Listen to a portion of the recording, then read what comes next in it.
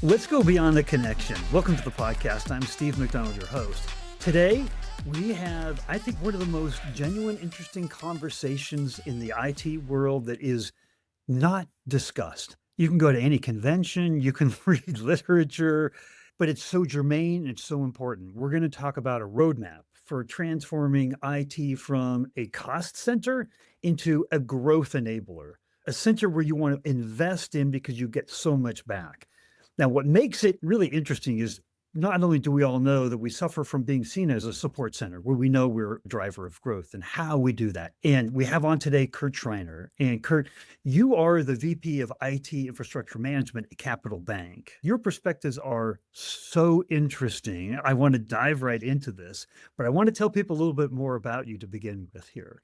You have a degree in psychology, which is going to lead to a lot of interesting conversation that we have today. You also have a very, very specific point of view on customer service, but you've never been in customer service.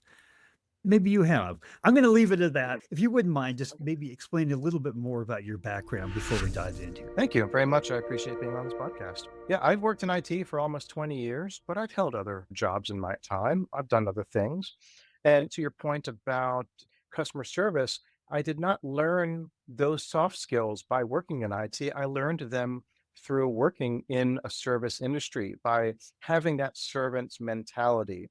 I worked for 15 years at the Joseph Meyerhoff Symphony Hall in Baltimore, supporting the Baltimore Symphony Orchestra and various other private events, concerts, things of that nature. I worked in the box office. I worked as an usher. So I have experienced every flavor of irate customer and happy customer and everything in between. Everything, what they say, the best laid plans, not everything goes to plan. And so this is also what helped hone my ability to be able to take that hard left or hard right and change and modify how I assess the situation and what my next move might be. Well, tell me a little bit also about your psychology background, because it might actually lead into then maybe the very first. I'm going to blend the question with this next question, which is about how we define leadership within IT. You have a lens from your psychology background that you bring into that as well. Yeah, psychology has taught me to be very sensitive to the needs of others and to recognize that we are all humans and we all have our own issues and problems. Everyone is working through their own issues, even if it is not on their face at the moment. But at the same time, they still have a job to do. They still report to me. They still have to attend meetings and accomplish the goals and everything that I set forth for them. But I can't just come in like a blunt instrument and just push my agenda without being sensitive to what's going on. They might have some personal problems at home. They might be feeling overwhelmed at work, and I have to be ready to deal with that in addition to why I was hired in the beginning, which is, of course, my technical acumen, but also my soft skills and my attention to detail with my employees is important because we want them to stay. Employees are an investment in the business, and poor leadership often is the answer to attrition within an organization. Yeah, so let's unpack that. You're viewed and you're looked upon to run IT in the organization, right? Anything goes wrong, somebody's going to come to you. Yeah. I want that. So both myself and my boss have worked very hard to communicate that expectation to the rest of the organization that all problems go through me. My team is ready. They stand by. They're ready to help in every way, shape, and form. But I am there to sort of run interference because I know what's going on with them. I know what's on their plate, and I can move the chess pieces around and make sure that they have the resources necessary.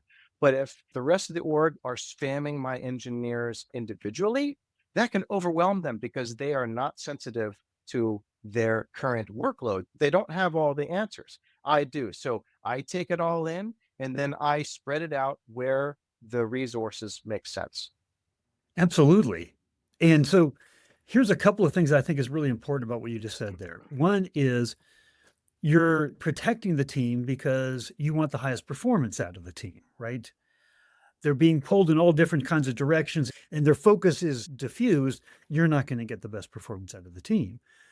Tell us a little bit from your perspective, how do you get the right people onto your team and keep them onto your team. You talk about protecting them once they're on your team, but getting that we're all about high performance teams. If we don't have high performance teams, we don't produce. So, what's your philosophy on attracting and retaining high performance teams? Yeah, it starts with a really solid job description. So I have hired dozens of positions in the past for IT positions, and it's important to be very, very clear upfront with what the expectations are in the job description. They must be realistic and they must apply to that role. Sometimes people go online and find a generic job description and just say, fine, this will do. But if some of the bullet points on there are not relevant to the role, then I'm asking potential candidates to spend a lot of time preparing for questions I'm not going to ask. And that's not good for anyone. So making sure that the interview is well structured, and also, obviously, I want someone technically proficient. If I'm hiring for a senior role, if I'm hiring for a junior role, I adjust the requirements there. So they've got to be technically proficient, but that's a sliding scale. I don't want it to go all the way to 100, and I don't want it to be all the way at zero. But more importantly, is their soft skills. How can they deliver information? For example, I sometimes like to ask them, how will they explain something to me, the boss, to a peer of theirs, to maybe someone lower on the totem pole? What if the CIO asks them how to explain something? What if a board member asks them how to explain something? You have to be able to change gears, not be condescending, but effectively communicate the gist of the information according to the audience at hand. And as long as someone has, for example, good bedside manner, I'm looking for people with a servant's attitude. I don't want someone who's just going to run in every day, run right to the server room, for example, and just stay there with their laptop and work all day and never interact. We must be collaborative. We must learn from each other because that's how we grow. So the idea of being collaborative, we are as powerful as the combination of the members of the team and how well they work together. That to me lends itself to team dynamics, team culture, and kind of like the no asshole rule, right? It's the thing where we don't think that way all the time. But if the goal is to create high performance teams, the way that I think about it a lot is like venture capitalists, private equity companies, they invest in the team first, the idea second, because you can't execute without the right team. So tell me a little bit more. You've scratched the surface about your team culture. And as the leader, what kind of a culture are you trying to instill? First of all, I try to lead by example always. I don't just tell my staff that you must do this and don't pay any attention to the man behind the curtain. I have to lead through example. So I have to eat my own dog food, so to speak. If I am setting these sort of expectations, I have to hold myself to that same expectation. But in general, I would describe my leadership style as I manage personnel through collaboration and mentoring and guiding. So I give my team the chance to truly own systems, projects, and responsibilities to help make the organization more profitable. This trust is earned over time through regular one on ones, collaborations around problem solving, providing them with assistance, and helping them with their professional development. And so when they realize that I'm not just here to give me a status report of everything you've accomplished for me, and that's it. Sometimes I have entire one on ones where we're just talking about their own personal life.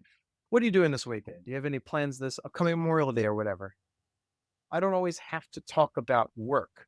I want them to feel comfortable and I want them to realize that I am a resource for them in more ways than one. I am not just here to make sure that they are towing the company line. Essentially what I'm going for. So there's this term that is thrown around in the world of psychology that you have a background in called psychological safety and being able to make decisions independently and not fearful of ramifications that are going to happen. Is that an important part of the team dynamic and the culture that you like to instill? It's important for two primary reasons. One, employee retention. If you've got a good team member and you want them to stay, they're only going to stay if they feel safe. So it's my job to make sure that they feel safe. And that means earlier when we were talking about how I run interference and intercept these requests for them so that they can stay focused, head down, and power through their tasks. They don't have to worry about everyone else bothering them. So knowing that I am the air traffic controller helping them manage their time makes them feel good. But the other thing too is I've been in IT for 20 years. I've been a generalist. I've done everything from being on the help desk taking calls. I've built servers. I've been an architect. I've been an engineer, and I've been a leader. So I've done pretty much everything there is to do short of software development. So I'm pretty good at what I'm doing, but I'm also 10 years away from being an engineer. I've been in leadership for a long time, so I'm not quite in the weeds anymore. My team, they're my subject matter experts. I rely on them for their honest, straightforward assessment of the situation. Don't bullshit me, be honest. So you have to have a culture of honesty. They have to feel safe to come to me and sometimes say no. I want them to say no when it's important. I am not a yes man. Okay. And I don't want yes men reporting to me. Tell me straight, tell me how it is. And that's important, but they're not going to feel comfortable in being honest and open with me if I'm not open and honest with them and create that culture. If they feel like they're going to get their hand slapped or get yelled at or get written up because they speak their mind, I can't have that. So I get the best quality information from my team when they feel safe, and they stay on my team longer when they feel safe. And that is the first stage at IT as a growth enabler in the business, right? Just having to churn really good talent is so costly to the organization. So if you're a growth enabler, you're keeping your best people. That's like stage one. I'd love to hear stage two, three, like what's your point of view just on IT as a growth enabler inside of the organization? Absolutely. So the first ingredient is having a solid technology roadmap. So, for example, a Capital Bank, mine goes out 18 months and consists of about 13 to 14 major projects and initiatives. This roadmap is a tool that I use to share with my other department leaders so that they understand what's going on in my world and how my team is working hard to transform the business and maximize efficiencies through the use of technology. This is my marketing campaign. Me as an IT leader, my job is to market my team. I know how good they are, but I need everyone else to know how good they are. I am being the cheerleader for them. And I do that by showing them this roadmap, saying, look at all these amazing things we're doing for the company. And just in case the head of marketing says, Kurt, we've got a major initiative coming in October. Great, let's pull up my roadmap. These are all the initiatives I have going on in October. So it might be a little bit of a challenge. Or actually, I'm great. I'm glad you said that. I've got a gap on our time. My team will have some extra resources to lend a hand to you. So it's a negotiation strategy as well. And then what I like to do is I also like to create high level project plans with each initiative. I store them in Asana, which is a fantastic project management tool. And I organize it up to a portfolio and share it with executive leadership so that everyone knows what's going on in my department. No one has to ask, hey, Kurt, when is a cloud migration project going to happen? I clearly labeled start dates for all future projects, even if they're still in the planning phase. So everyone's on the same page. I am being incredibly transparent with everyone. I don't like managing from behind the scenes. I don't like enclosing everything so that no one can see what's going on. No, we live in a glass building and everyone has full transparency. Interesting that you started all that out and the consistent pattern through your response there was all about communication. We don't see ourselves as salespeople or marketers because our vocation is very, very different. But if we are not selling, we are not marketing what we're doing to the rest of the organization, they're not going to know. And they're not going to come knocking and they're not going to look for it. And they're not going to ask, what is it exactly you guys are doing? So here's my question. That all to me says we have to be our own advocates. Let me just pause there. In a well functioning IT department, all leaders should be advocating for the other leaders. So my boss should be advocating for me to the CIO, and the CIO should be advocating for all of us to the CDO, et cetera, et cetera. But we can't rest on those laurels. We can't expect that as to be a given. Yes, really good point. The thought here is if we're supposed to be advocates for ourselves, don't we have to understand those we're advocating to? You mentioned as marketing. One of the principles of marketing is understanding the customer that you're marketing to. You have to understand their language, you have to understand their needs, you have to understand their challenges, and you have to cater or personalize your message to them.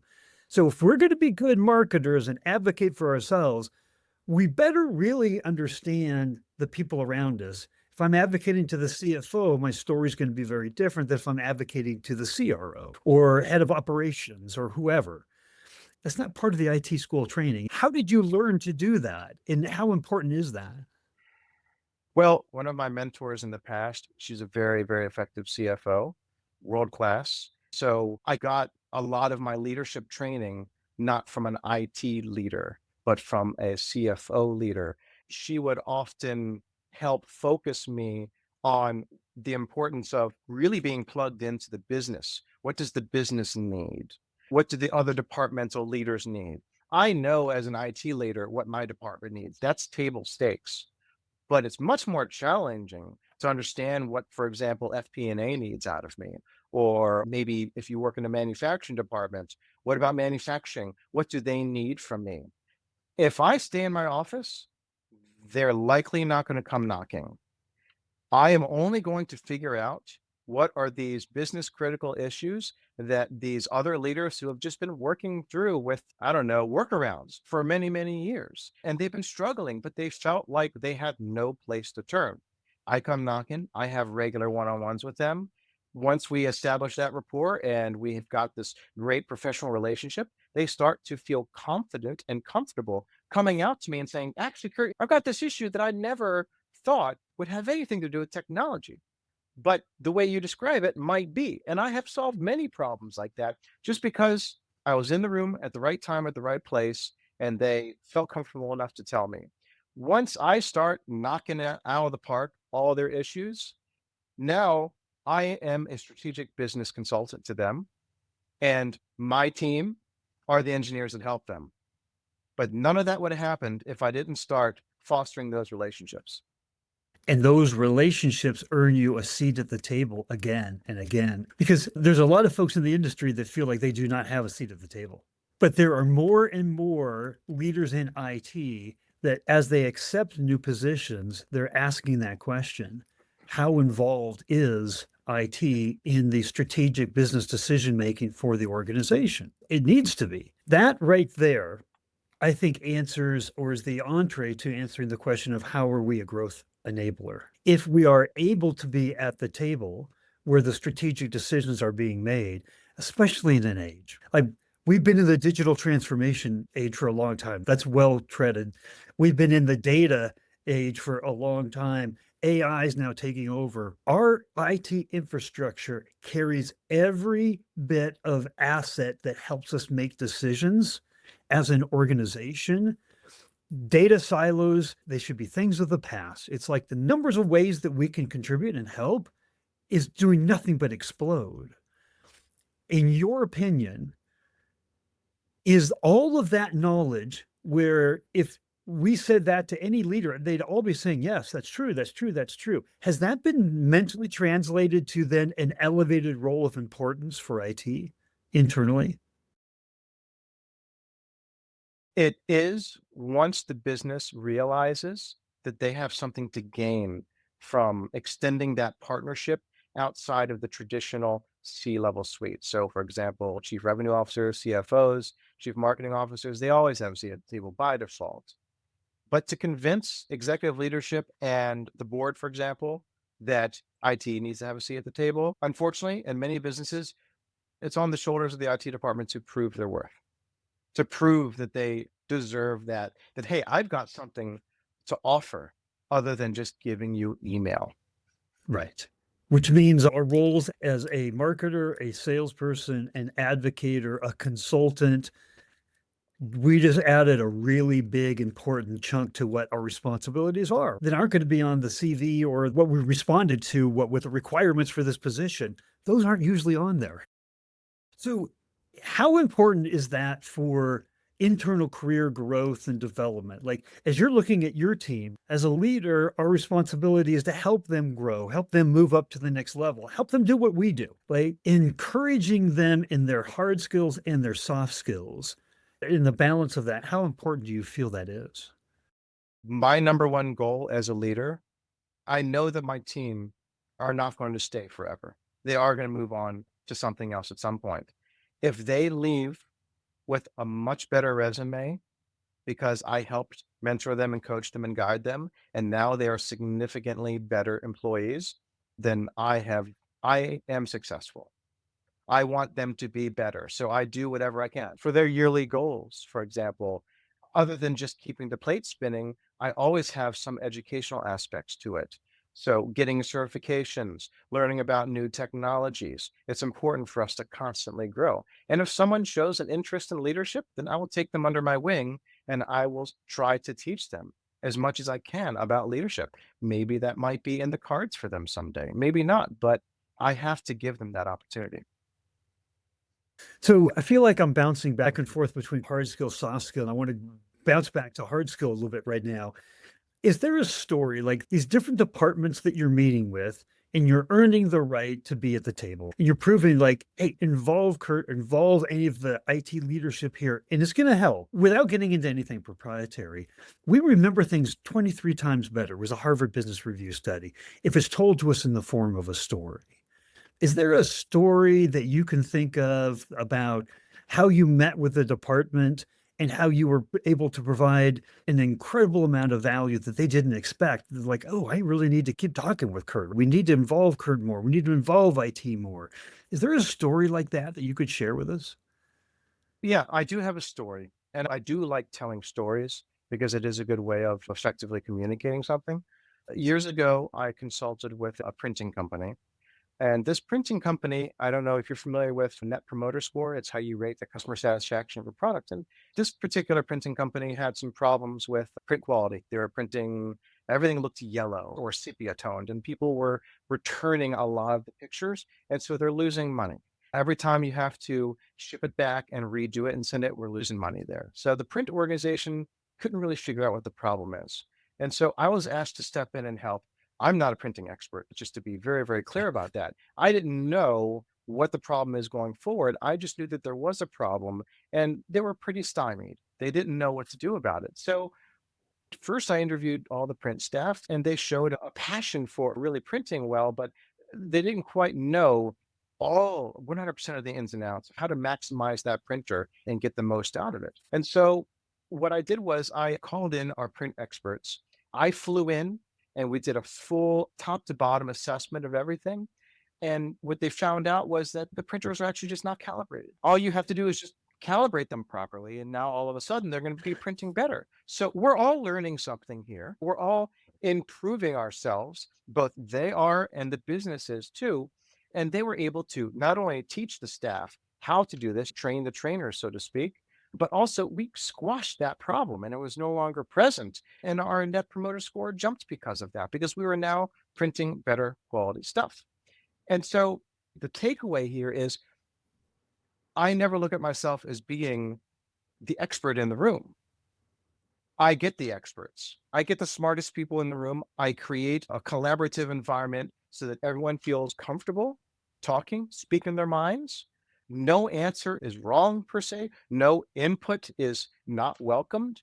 And after a while, people feel confident and comfortable enough to say, look, I actually saw this thing happen. I don't know if it's relevant. And then the expert might be like, hey, actually, that is relevant. I'm glad you brought that up. If that person didn't feel comfortable bringing that up, we might not have been there.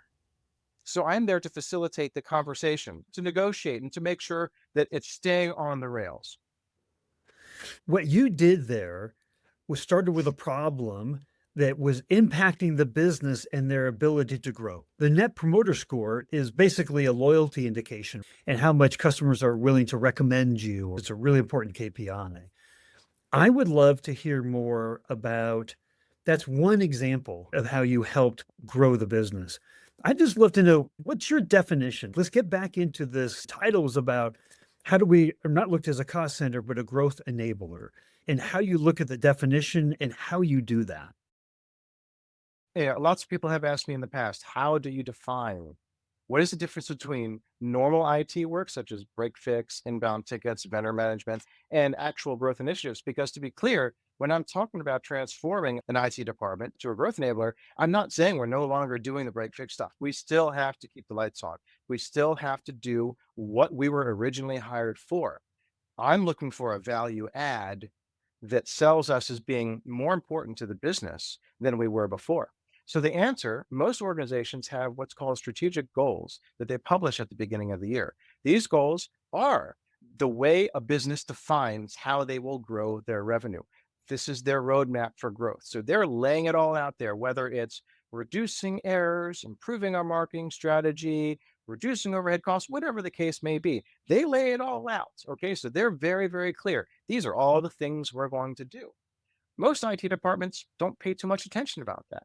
But what I do is I feel like as long as my team is helping with most or all of these initiatives, then that by definition transforms us into a growth enabler because we are working on those things. If the other departments are working on these initiatives and they're considered growth enabler departments, then we are also by definition if we're also working at that.